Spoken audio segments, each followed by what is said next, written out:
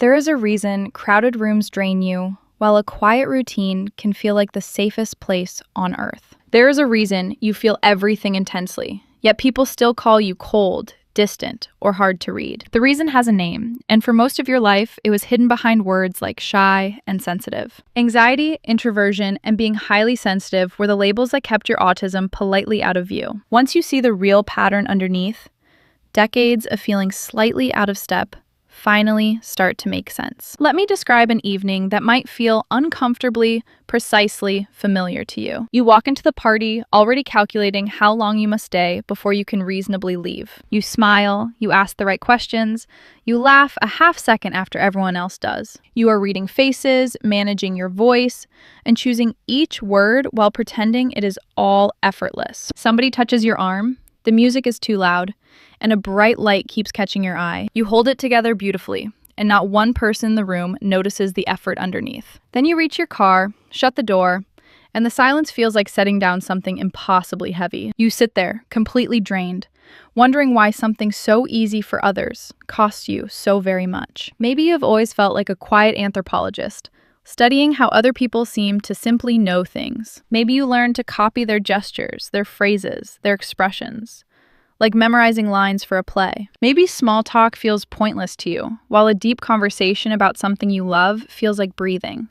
Maybe certain textures, sounds, or smells can quietly ruin an entire day in a way you cannot explain. Maybe a sudden change of plans unsettles you far more than you could ever reasonably admit out loud. Maybe you take words literally, and a joke or a hint can sail right past you in the moment. Maybe you have intense, beautiful interests that bring you more comfort and joy than almost anything else. None of these things ever looked like the autism you saw on television or read about in school. At home, you crave the same meal, the same show, the same soft, worn clothes that always feel safe. Routine is not boredom for you. It is relief.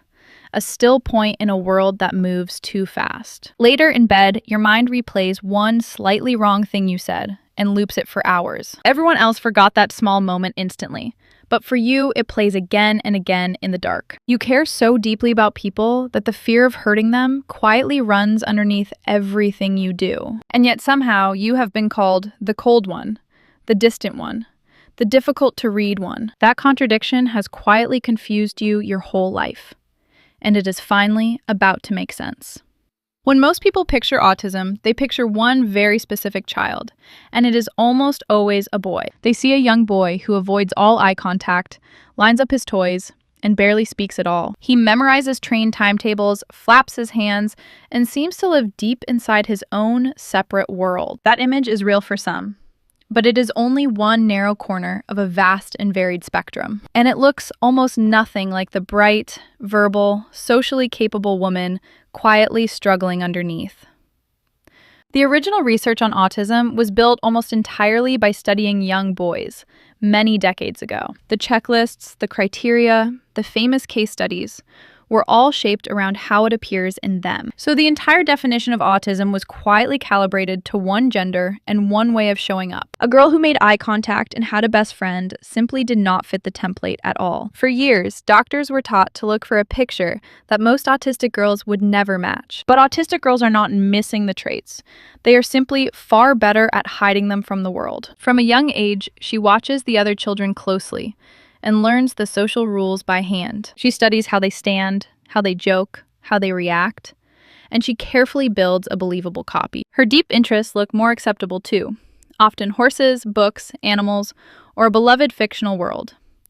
So nothing ever waves a red flag, and the adults see a sensitive, slightly shy, well-behaved girl. The very intelligence she uses to cope is exactly what hides how much she is struggling. This careful hiding has a name, and understanding it changes the entire story for so many women. Psychologists call it masking or camouflaging, and autistic women often become extraordinarily skilled at it. Masking is the constant, exhausting work of performing as a typical person all day long. It is forcing eye contact that feels physically uncomfortable because you learned that looking away seems rude. It is preparing scripts for ordinary phone calls and rehearsing small talk like an actor before a scene. It is arranging your face into the expression you have learned the moment is supposed to call for. It is mirroring the people around you so precisely that you sometimes lose track of who you actually are. It is suppressing the urge to move or stim, sitting unnaturally still so that nobody thinks you are strange. It is smiling through painful lights and sounds because you do not want to be the difficult one again. And the better she masks, the more invisible her autism becomes, even, eventually, to herself. She becomes so good at playing normal that she forgets the performance was ever a performance at all. The trouble is that masking works beautifully on the outside, while it slowly drains everything on the inside. Every social interaction is run through a manual that other people seem to have simply been born holding. She holds it together at work, at dinners, at school events, and looks completely, reassuringly fine. Then she gets home and the exhaustion arrives like a tide, leaving nothing left for anyone, including herself. When an autistic woman finally seeks help, autism is almost never the first explanation offered to her.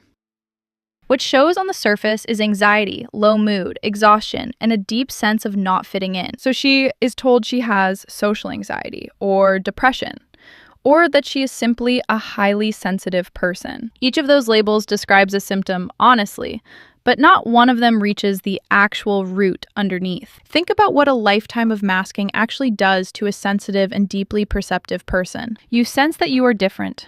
You try desperately to hide it, and you brace for rejection constantly. That ongoing strain looks exactly like anxiety, because in every real way, it has genuinely become anxiety. The low mood is often just what happens after years of feeling alien and never quite understanding why. Autistic women are also misdiagnosed with other conditions far more often than almost anyone realizes. The intense emotions and shutdowns get mistaken for personality disorders, or for being dramatic and unstable. Restrictive eating, which is often really a sensory issue with texture and taste, gets read as an eating disorder. Even chronic exhaustion gets investigated for years, while the real explanation sits quietly in plain sight. Shyness, sensitivity, anxiety, and moodiness become the costumes that autism wears to stay completely hidden. Underneath all of them, the same beautifully wired, pattern-loving, deeply feeling brain has been there the whole time. So if it was there all along, why does the truth so often surface so late in her life? The answer is that masking is a strategy with a hard limit,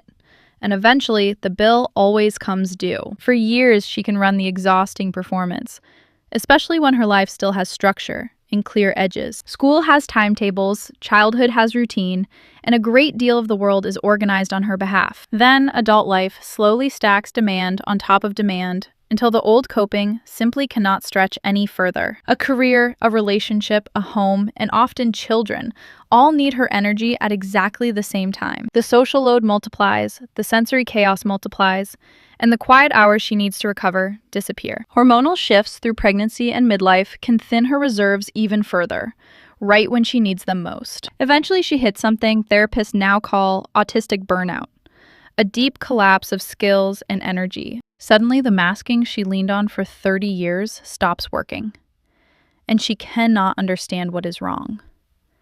For many women, the real clue arrives sideways, on the day their own child is assessed for autism. She listens to the description of her son or daughter and feels something quietly turn over inside her. The sensitivities, the routines, the deep interests, the social exhaustion, all of it sounds like her own childhood. Line by line, with a strange mix of grief and relief, she realizes they could be describing her too. A lifetime of feeling broken suddenly reframes itself into a single word she was never offered. Here's the part I most want you to actually hear, because recognition is only ever the very first step. You do not need a formal diagnosis or anyone's permission to start being gentler with yourself today. The goal is not to fix yourself, because you were never broken. It is to stop fighting your own design. Let me give you a few concrete things you can genuinely try, starting before you even sleep tonight. First, take your sensory needs seriously, because they are real information and not fussiness or weakness. Notice what quietly drains you. The harsh lights, the scratchy tags, the background noise nobody else seems to hear. Then change what you can. Soft clothes, sunglasses, noise-canceling headphones, a dim and calm corner of your own. Protecting your senses is not being difficult. It is finally giving your nervous system what it has always needed. Second, learn to budget your social energy the way you would budget money you cannot afford to waste. Every masked interaction has a real cost. So plan genuine recovery time around the events you cannot avoid. After something draining, give yourself the quiet, the routine, and the solitude without one single drop of guilt. You are not antisocial. You are refueling a system that simply runs differently from most people around you. Third, let your routines and scripts be tools you are allowed to keep, not flaws you must outgrow. Plan transitions in advance. Prepare for the phone call. Keep the rituals that make your days feel survivable. The structure that steadies you is not a weakness. It is the scaffolding your nervous system genuinely thrives on. Honoring how your brain likes to move through the day is a kindness, never a failure of willpower. Fourth, begin to gently unmask in the places and with the people who are actually safe. You do not have to drop every coping skill, but you can let a trusted few see the real you. Let yourself stim, skip the small talk about the thing you love, and stop performing for one evening. Each small moment of being truly yourself slowly loosens the grip of a performance you never really chose. And fifth, the quiet one that changes all the others. Trade your harsh self-judgment for real understanding. For your whole life, you measured yourself against a manual that was simply never written for your brain. You were not failing at being normal. You were doing something far harder.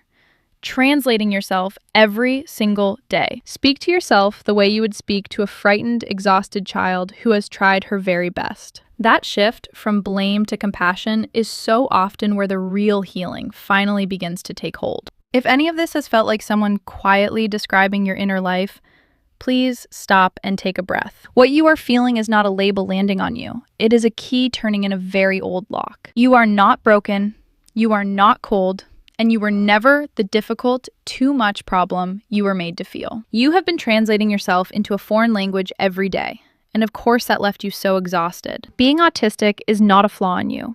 It is a different and completely valid way of experiencing the world. The same wiring behind the overwhelm is also behind your depth, your loyalty, and your astonishing focus. It is behind the way you love your interests completely and notice the small, true things that others miss. And you are not alone, because there is a whole community of women who finally found language for this. You do not need to become someone else.